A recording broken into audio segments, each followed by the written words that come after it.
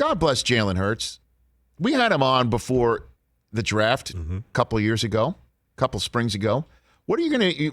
I asked them the simple question: What's the team going to get when they draft Jalen Hurts? You're going to get a dog, is what he said. DAWG is how he pronounced it. You're going to get a dog. You're going to get somebody who is going to be a leader, who's going to take over the locker room. And I'm paraphrasing here, but he did say, "I'm going to get a dog." And we saw what he did in Oklahoma. Okay, and everybody was saying in Oklahoma he was the first one in, last one out, and was showing everyone basically this is how we do it. And I know how you do it here at Lincoln Riley and everything, and I know that it's created 2 first overall drafted quarterbacks and Heisman Trophy winners in a row. But this is the way Jalen Hurts does it, and I'm a leader, and this is the way we're going to do it. And the Eagles went in and got him in the second round. And that apparently, as you know, according to reports, that Frank Reich, the Indianapolis Colts head coach, as you might imagine him saying when he gets Carson Wentz and his employees, and Hurts' drafting did not mess with his head. Sure sounds like it did. And I just don't understand, when is this guy going to get a shot? He had to go to Oklahoma to get a shot after he had a shot in Alabama, and then Tua gets the shot, and he's such you can't call it a professional because he's not getting paid. But, you know, how he handled his business has been nothing short of terrific, and he's had opportunities, but it's just waiting for somebody to say, this is yours. This is yours. You're the guy. And Nick Sirianni, who, you know, has never done this before, is the HC in the NFL, comes in and he's like, we got a competition here because the guys just got here. And the guys are Jalen Hurts and Joe Flacco. And you're like, what the hell? So Hurts was asked, you know, about the situation and how his coach is not naming him a starter. And this was his answer.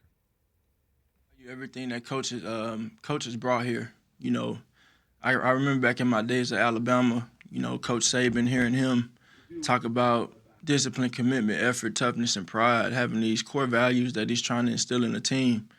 And in the end, it all worked out for the team. You know, you see Coach Nick Sirianni coming in, preaching connection, preaching accountability and competition and fundamentals and football IQ, preaching all these things.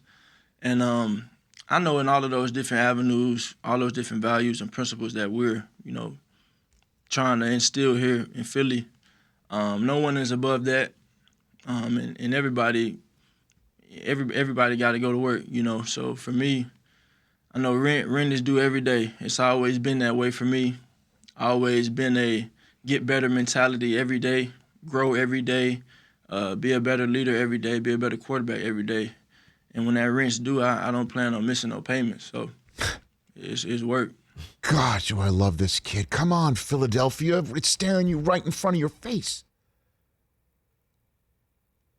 Now I know there could be a little bit of buyer beware in Philadelphia where Carson looked like this, and then he looked like that, and now he's somewhere else. But the head coach said, if I turn to this kid, I'm telling the rest of the team that the season's over. And then he was basically, by Wentz's play, forced to turn to the kid, and then the season was on. Here I am. I'm so crazy I can't even put my glasses on properly. But look at this. I'll explain it to you. I know I just did it. Del Tufo pointing to something you can't see, saying, look at this. He comes in Green Bay, in the middle of Green Bay, and he tried to make chicken salad out of a game that they eventually lost. But then his first start next week, home for against New Orleans. And you know New Orleans was no joke. And I know they hadn't have Drew Brees, and they were starting their backup, but kid throws for 167 yards and a score against New Orleans, and then ran for 106 yards against a team that was putting the bang thing on every running back. They kind of didn't see what was coming. Wins that game. They lose the next game at Arizona. If you remember, that game was lit. Him, Hurts, and his predecessor at Oklahoma, Kyler Murray, just doing all sorts of battle. Hurts threw for 338 yards and 3 scores and ran for 63 and ran for a touchdown. That's 4 scores in a game. Lost to Dallas, but he had 342 yards in that game, 2 interceptions, a touchdown, ran for 69 yards, and we all know what happened in week 17 where he was removed from the game and the entire tenor changed. What are we doing here? Right? So he's going to get the opportunity this year, unless Deshaun Watson comes free this summer, and look out. I'm telling you, look out for that. They have 3 first-rounders. They have the exact amount of capital to go trade up for a successor to Jalen Hurts, or just say, Jalen, that's it. Sending you to Houston and go down there and try it again, and he'll be in another spot again, and they just drafted Davis Mills, or he'll stay there? Hey, because we need you. First 4 weeks of the season, 6, 8 weeks. 6, 8 weeks of the season. It'll be. And then Jalen Hurts will be just a seat warmer, which would be par for his course. Yeah, but that's total speculation. That's wild speculation. Hey, you watched all the way to the end. Thanks for that. Watch more right here.